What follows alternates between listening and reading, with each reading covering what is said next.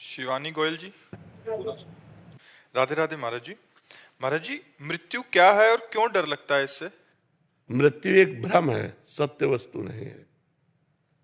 अब हम आपको बताते हैं कैसे भ्रम है। पंचभूतों से रचित ये शरीर है। जब इसका अंतिम संस्कार होता है तो अग्नि तत्व अग्नि में मिल गया, जल तत्व जल में, वायु तत्व वायु में, पृथ्वी तत्व पृथ्वी में, आकाश तत्व आकाश में। 5 तत्वों से रचित शरीर है। वो अपने अपने तत्वों में मिल जाते हैं। इसमें मरा कौन? मरा नहीं ना, शरीर में मरा नहीं ना। और आत्मा विनाशी चैतन्य घन है, उसको कोई मार सकता नहीं। नैनम छिन्दन्ति शस्त्राणि नैनम दहति पावका न चैनम क्लेदयन्त्यापो न शोष्यति मारुता। अग्नेयास्त्र, वारुणास्त्र, वायवास्त्र, इनके द्वारा आत्मा का कहीं बाल बाका नहीं हो सकता। आत्मा अच्छेद्य है, अक्लेद्य है, अशोष्य है, अदाय है। तो मरा कौन? शरीर पंचभूत में मिल गए, आत्म तत्व अंतर ध्यान हो गया, मरा कोई नहीं। अब हम मरे। अब इसकी मरे की व्याख्या करते हैं। हमने इस शरीर को अपना मान लिया, मैं स्त्री मैं पुरुष, और इसमें नियत समय तक रहना है। 50 वर्ष, 70 वर्ष, 80 वर्ष, 100 वर्ष। इसके बाद हट जाना है इस शरीर से।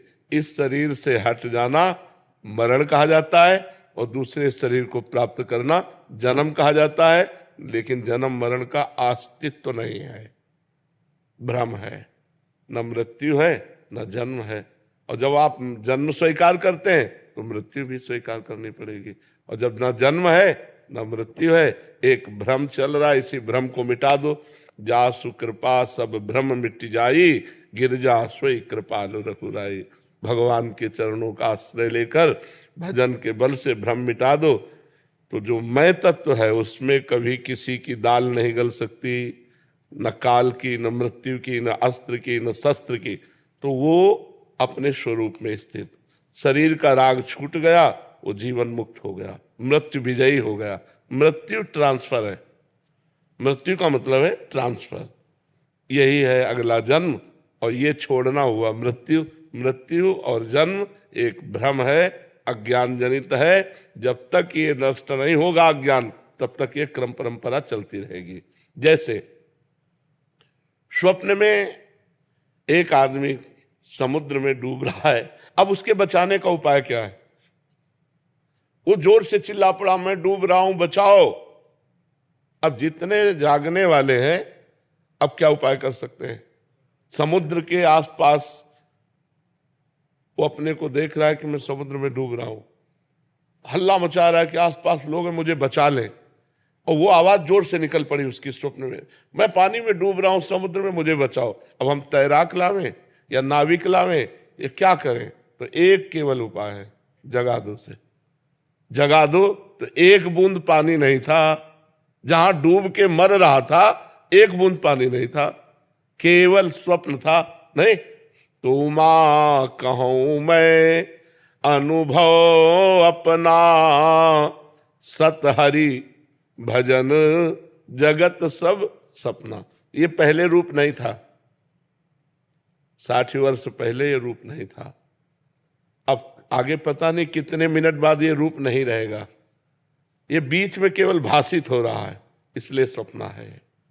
अगर ज्ञान के द्वारा देखो तो जैसे आपकी गाड़ी आपके पैसे के अनुसार है, ऐसे ये गाड़ी है।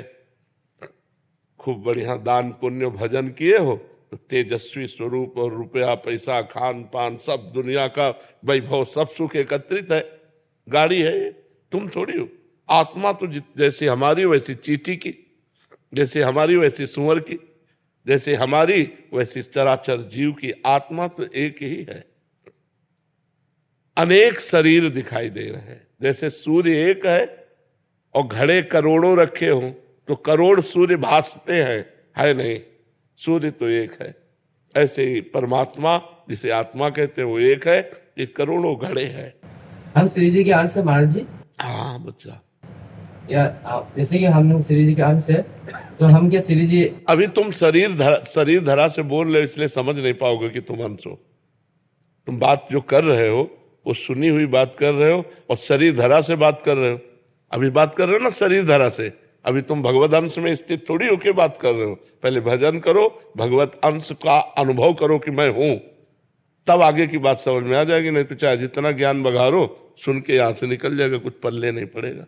नाम जप करो खूब, माता पिता के चरण छुओ, बड़े बुजुर्गों की सेवा करो, खूब पढ़ाई करो, अच्छे से धन कमा करके परिवार की सेवा करो, बुद्धि शुद्ध हो जाएगी, आगे की बात समझ में आ जाएगी। बाप पंडित होता है तो बेटा भी पंडित ही होता है। तो ईश्वर अंश जीव अविनाशी, चेता नमल सहज सुख राशि। पर अपने को भूल चुके हो बच्चा, जब तक जानोगे नहीं, और वो जानना बिना साधना के नहीं हो सकता।